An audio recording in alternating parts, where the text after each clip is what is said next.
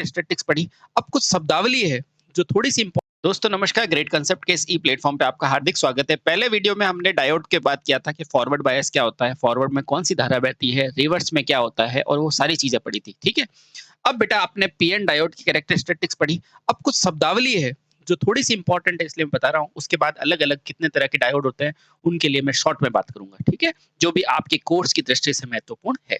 चलिए अब देखते हैं बेटा डायोड शब्दावलियां, डायोड संबंधी शब्दावली क्या क्या है। डायोड शब्दावलियां जो थोड़ी थोड़ी कभी कभी एग्जाम में पूछ लेते हैं, तो मैं उसको थोड़ा सा समझा देता हूँ।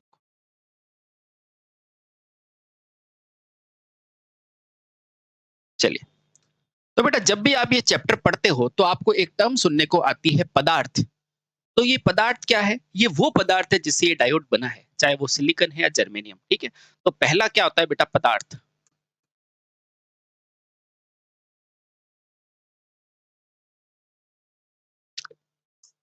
डायोड का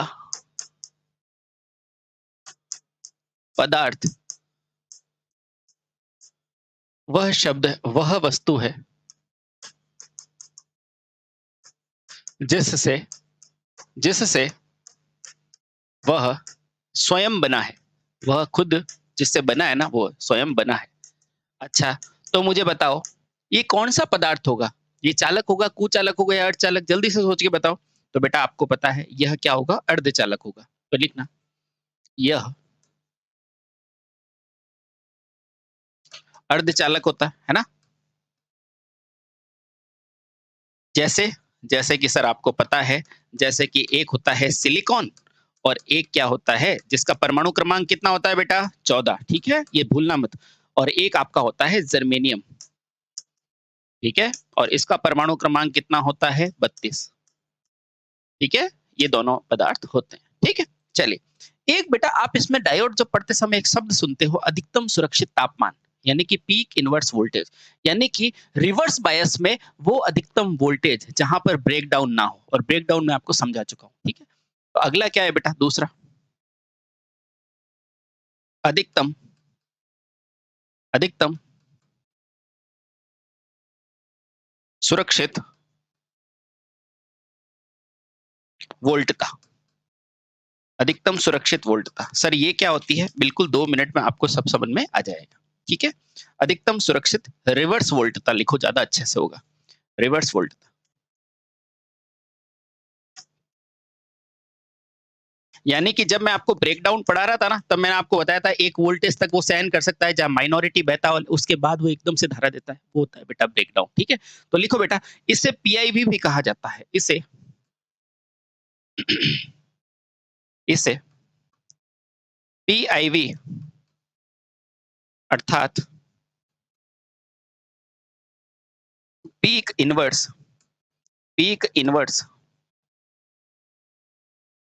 वोल्टता भी कहते हैं। नंबर 1 बेटा ये पूछा जाएगा, ध्यान रखना, इसे पीआईवी या फिर पीक इनवर्स वोल्टता भी कहते हैं। ठीक है बेटा, हाँ। अब इसे प्रदर्शित किसे कहते हैं? तो बेटा ध्यान रखना, इसे इसे वी आर, यानी कि वोल्टेज किसका बेटा? रिवर्स बायस में। ठीक है, वी आर से प्रदर्शित करते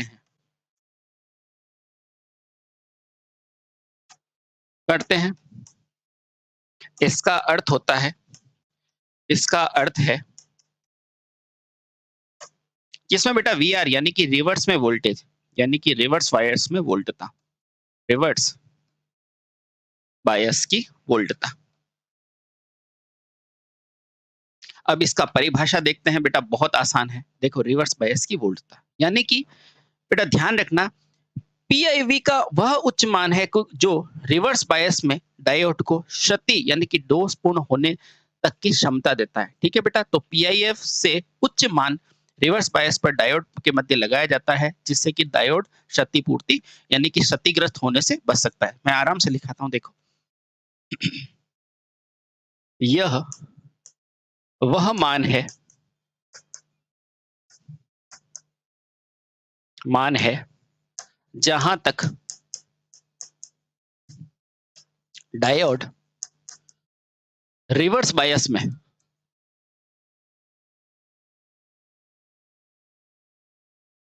में क्या बेटा, क्षति होने से बचता है। क्षति यानी कि खराबी, यानी कि ब्रेकडाउन होने से बचता है। अर्थात यदि डायोड पर रिवर्स बायस में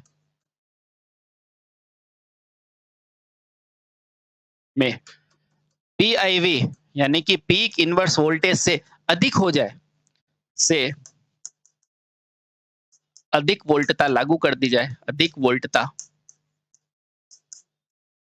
लागू कर दी जाए, लागू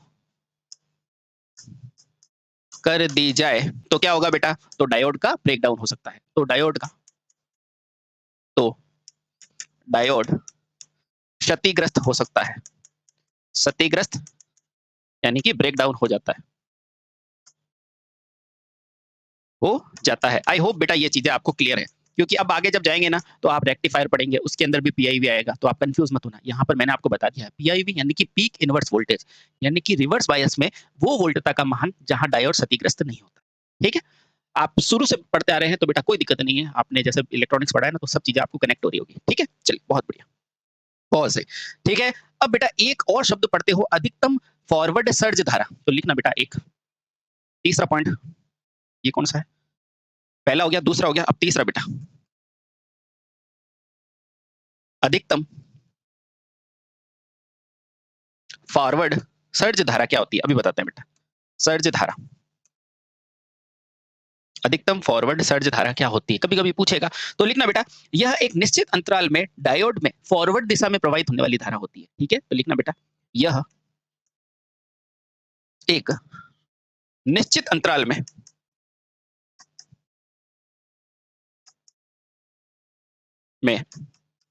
डायोड से फॉरवर्ड बायस होने की स्थिति में, फॉरवर्ड बायस की स्थिति में बहती है, स्थिति में बहती है। देखो मैं समझाता हूं बेटा, डोंट वरी। देखो मैंने क्या समझाया, मान लो ये डायोड है ना। अब देखो शुरुआत में क्या होता है, यहाँ पर आप क्या लागू करते हो बेटा, यहाँ पर क्या लागू करते हो आप, वोल्टेज, और यहाँ पर क्या होता है आपकी धारा। देखो शुरुआत में यहाँ तक, जहां तक इसका कट इन वोल्टेज नहीं आता है, मान लो अगर जर्मेनियम है तो बेटा यहाँ तक ऑपरेट करेगा क्या, नहीं। लेकिन इसके बाद बेटा एकदम से सर्ज आता है, यानी कि धारा का मान एकदम से बढ़ता है बेटा, इसे क्या कहते हैं, सर्ज धारा। ठीक है, अब इससे पहले क्या पढ़ा था मैंने, पीआईवी है ना, पीक इनवर्स वोल्टेज। वो देखो बेटा, ये डायोड पर जब इसको रिवर्स बायस में करेंगे ना, यानी कि जब इसके पी को बैटरी के नेगेटिव से जोड़ेंगे, तो देखो ये क्या है बेटा, यहाँ पर माइनॉरिटी करंट फ्लो होगी।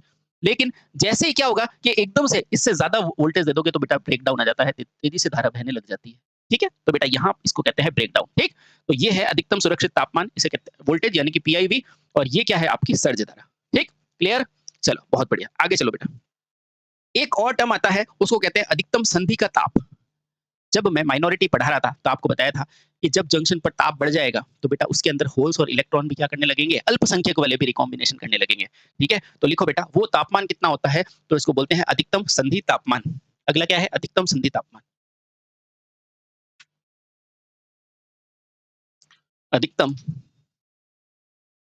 संधि तापमान। अब संधि का मतलब क्या होता है, जंक्शन का टेम्परेचर क्या होता है। ठीक है, लिखो बेटा वह ताप जिस पर डायोड क्या हो बेटा, क्षतिग्रस्त ना हो, वह ताप जिसे डायोड संधि को क्षतिग्रस्त हुए बिना सहन कर सके, तो वह तापमान या वह अधिकतम तापमान,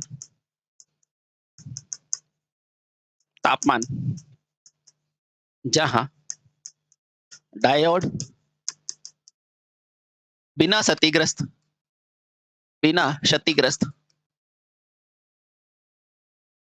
हुए सहन कर सकता हो, सहन कर सकता हो। अब आप पूछेंगे सर ये तीनों टर्म हम पढ़ क्यों रहे हैं, अरे भैया ये डायोड को बेटा आप इलेक्ट्रॉनिक डिवाइस में लगा रहे हो, तो आपको पता होना चाहिए कि मान लो आप ऐसी जगह चले गए जहां पर टेम्परेचर बहुत ज्यादा हो, ये डायोड काम नहीं करेगा।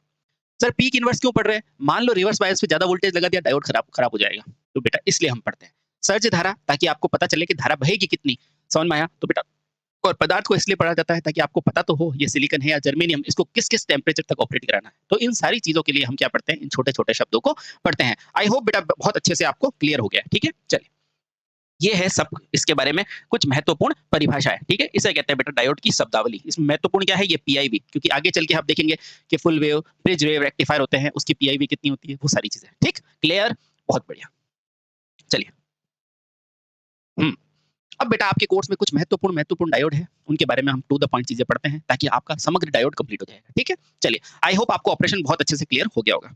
अब लिखिए बेटा कुछ विशिष्ट डायोड। ये कुछ स्पेशल पर्पस के डायोड होते हैं जो कि अपन अपनी सुविधा के अनुसार बनाते हैं ना। कुछ विशिष्ट डायोड, कुछ विशिष्ट डायोड। अच्छा, कौन कौन से होते हैं? रुकिए बेटा, एक एक करके अभी सब पढ़ेंगे। पहला आपने सुना होगा प्रकाश उत्सर्जक डायोड। सर ये वही एलईडी? बिल्कुल बेटा, एलईडी यानी कि लाइट को एमिट करने वाले डायोड। इधर आओ। तो पहला क्या है?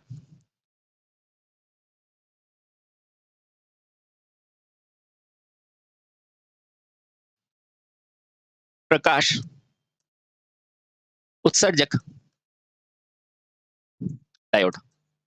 प्रकाश उत्सर्जक डायोड। अच्छा, इसके अंदर क्या ध्यान रखना है? सबसे पहले बेटा इसे इसे एलईडी यानी कि लाइट एमिटिंग डायोड भी कहते हैं। सर हमसे क्या क्या पूछा जाता है? 2 मिनट रुको बेटा, आपको सारी चीजें समझ में आ जाएगी, ठीक है? एमिटेड यानी कि उत्पादन करने वाले, क्या? लाइट, ठीक है? ऐसे डायोड। तो सर इसका आपको क्या पूछा जाता है? इसका प्रतीक पूछा जाता है। तो दूसरा क्वेश्चन क्या होगा? इसका प्रतीक बताओ। तो लिखना बेटा, इसका प्रतीक कैसा होता है? सेम टू सेम बेटा डायोड जैसा ही होगा, है ना? यहाँ पे डायोड का क्या कौन सा भाग होता था? आप कहेंगे एनोड भाग। यहाँ डायोड का कौन सा भाग होता है बेटा? तो आप कहेंगे कैथोड भाग। और बेटा ये क्या कर रहा है? लाइट को एमिट कर रहा है। तो ध्यान रखना बेटा, एमिट करना यानी कि उत्सर्जन करना। ये देखो, उत्सर्जन को ऐसे ही बनाते हो ना, ये हो गया इसका प्रतीक। ध्यान रखना बेटा, ये है इसका प्रतीक। अब दूसरा क्वेश्चन, इसे बनाओगे किसे? तो बेटा इसे भी अपन केवल सिलिकॉन जर्मेनियम से नहीं, इसे विशेष पदार्थों से बनाया जाता है, जैसे कि गैलियम आर्सेनाइड, गैलियम फास्फेट इत्यादि, है ना? तो लिखो बेटा, इसे गैलियम आर्सेनाइड, इसे गैलियम आर्सेनाइड। सर ये क्या होता है? 2 मिनट रुको। आर्सेनाइड यानी कि GaAs, है ना? इसको ऐसे लिखते हैं बेटा, गैलियम आर्सेनाइड। और गैलियम फास्फाइड या गैलियम फास्फाइड यानी कि GaP, गैलियम फास्फाइड से बनाया जाता है, के यौगिकों से बनाया जाता है, के यौगिकों से।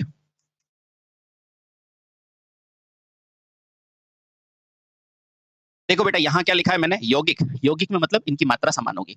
ये दोनों पूछता है क्या? बिल्कुल पूछता है बेटा। एक पूछता है इसका प्रतीक बताओ, तो आप प्रतीक ये बताएंगे।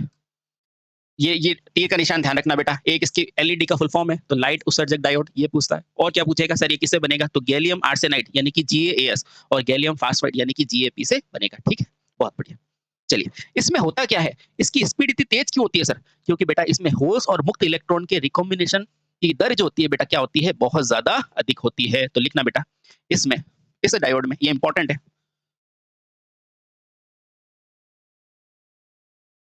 इस डायोड में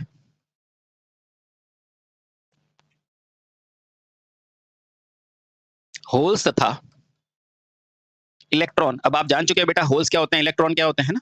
होल्स तथा इलेक्ट्रॉन के जुड़ने की या रिकॉम्बिनेशन की, रिकॉम्बिनेशन, होल्स या इलेक्ट्रॉन के रिकॉम्बिनेशन यानी कि जुड़ने की दर जितनी अधिक होती है, जितना बेटा इस पे फॉरवर्ड वोल्टेज या फॉरवर्ड बायसिंग पर क्या किया जाता है बेटा? किरणों का प्रहार किया जाता है। यानी सिंपल सोचो बेटा कि मुक्त इलेक्ट्रॉनों के रिकॉम्बिनेशन की दर इतनी अधिक होती है कि बेटा जंक्शन के सिरे पर जो फॉरवर्ड होता है वो पूर्व निर्धारित मान या विभवांतर पे क्या करे? किरणें उत्सर्जित करे। तो ध्यान रखना बेटा, इस डायोड में होल तथा इलेक्ट्रॉनों की दर, इलेक्ट्रॉन रिकॉम्बिनेशन की दर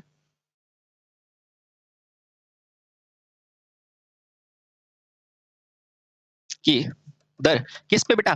फॉरवर्ड बायस के लागू वोल्टेज पर निर्भर करती है। फॉरवर्ड बायस के, फॉरवर्ड बायस के लागू वोल्टेज पर, लागू वोल्टेज पर निर्भर करती है, पर निर्भर करती है, ठीक है?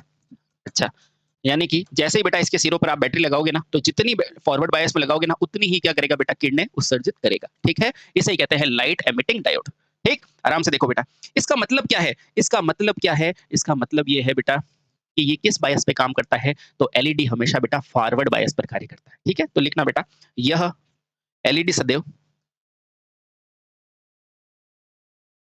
सदैव फॉरवर्ड बायस पर, फॉरवर्ड बायस पर, सर ये रिवर्स बायस में नहीं करता, नहीं करता, फॉरवर्ड बायस पर ही कार्य करता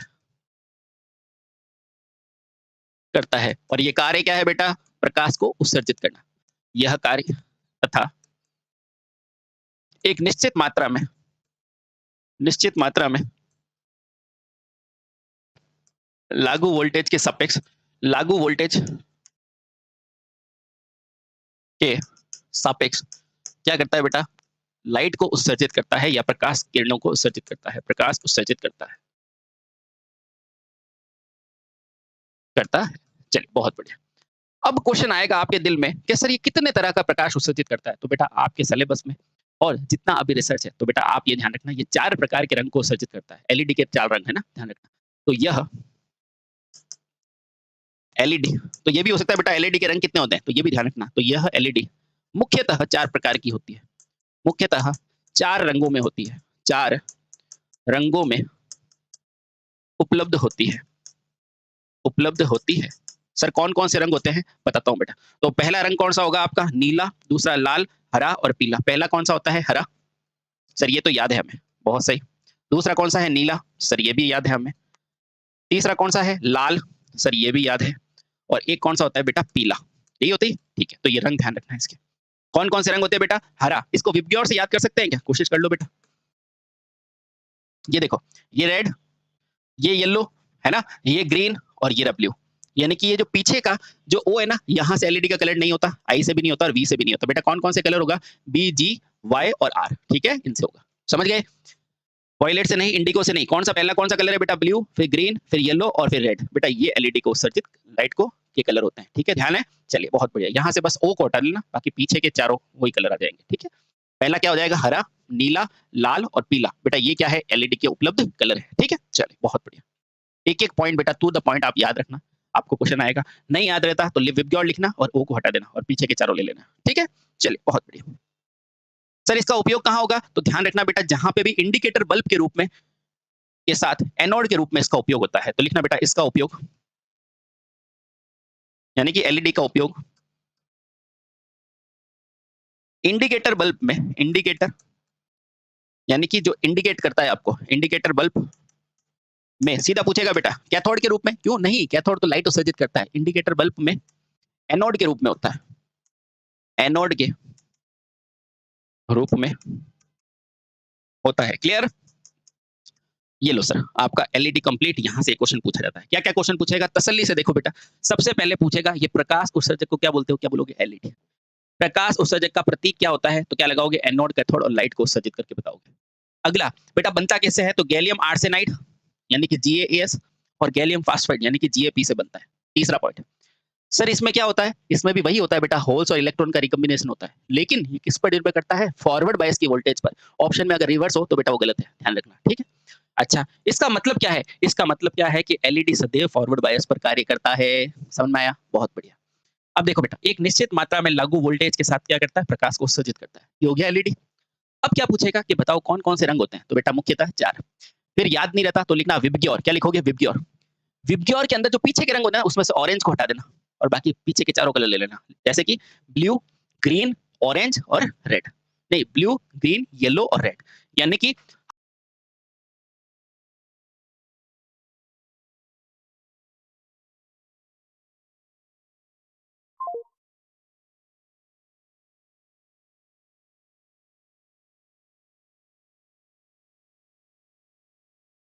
हरा, नीला, लाल और पीला, ये होते हैं बेटा कौन से कलर? एलईडी के कलर, ठीक?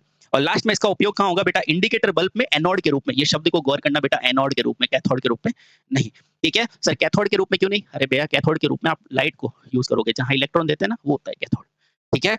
समझ में आया? बहुत बढ़िया। चलिए बेटा अगले अपन आगे चलते हैं। चलिए एक और चीज के बारे में अपन पढ़ते हैं। तो ये आपको सारी चीजें क्लियर हो गई?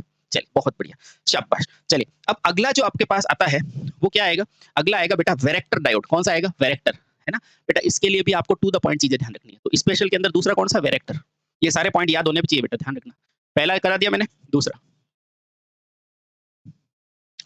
दूसरा क्या है? Varactor diode, varactor diode. अच्छा सर इसके अंदर क्या क्या क्वेश्चन पूछता? अरे 2 मिनट रुको लाला, सब बताता हूँ।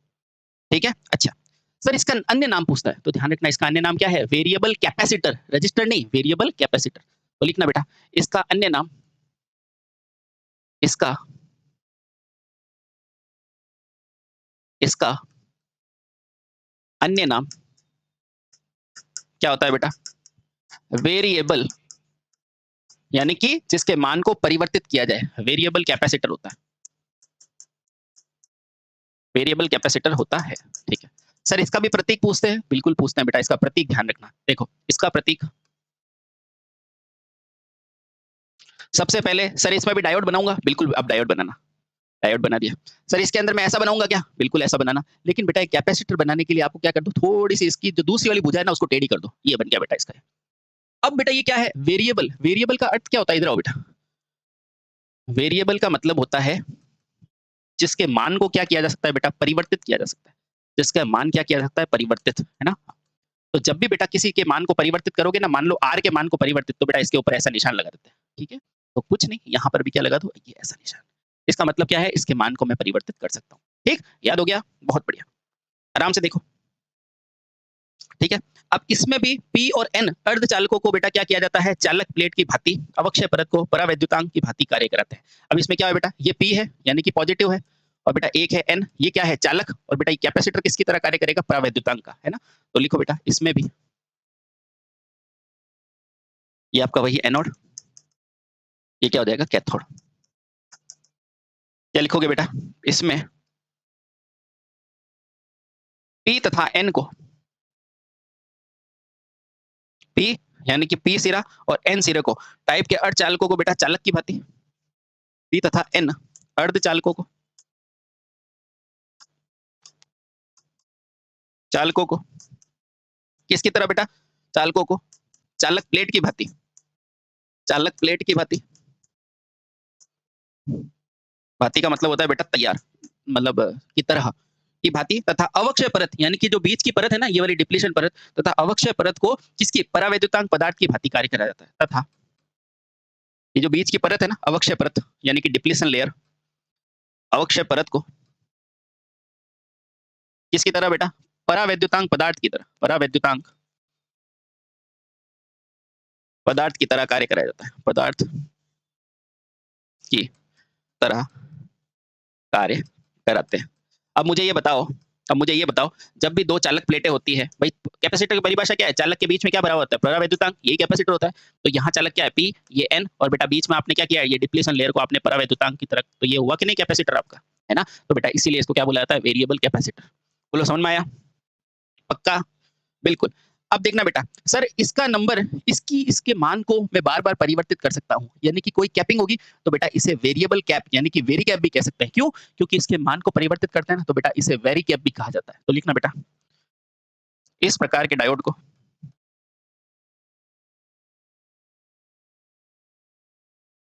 डायोड को क्या कहते हैं बेटा? वेरी कैप, वेरी कैप भी कहा जाता है, यानी कि वेरिएबल कैपेसिटर कहा जाता है। ठीक है, यानी कभी-कभी क्वेश्चन में बेटा वेरी कैप ले लेगा तो इसका मतलब यही है वेरिएबल कैपेसिटर। ठीक है, समझ गए? चलिए बहुत बढ़िया। अब सर इसके अंदर होगा क्या? तो देखो बेटा, डायोड की धारिता को किसके अनुसार परिवर्तित करते हैं बेटा? रिवर्स बायस में। इसका मतलब वेरिएबल कैपेसिटर में किसका कार्य होगा बेटा? रिवर्स बायस का कार्य होगा। ठीक है, फॉरवर्ड में नहीं होता क्या? नहीं बेटा, फॉरवर्ड में नहीं। तो क्या लिखोगे बेटा? इस डायोड में जो धारिता होगी यानी कि जो कैपेसिटेंस का मान होगा, वो बेटा आरोपित रिवर्स बायस के परिवर्तन से परिवर्तित किया जाता है। तो लिखना बेटा, वेरिएस्टर का यानी कि वेरिएबल कैपेसिटर का क्या नाम है इसका?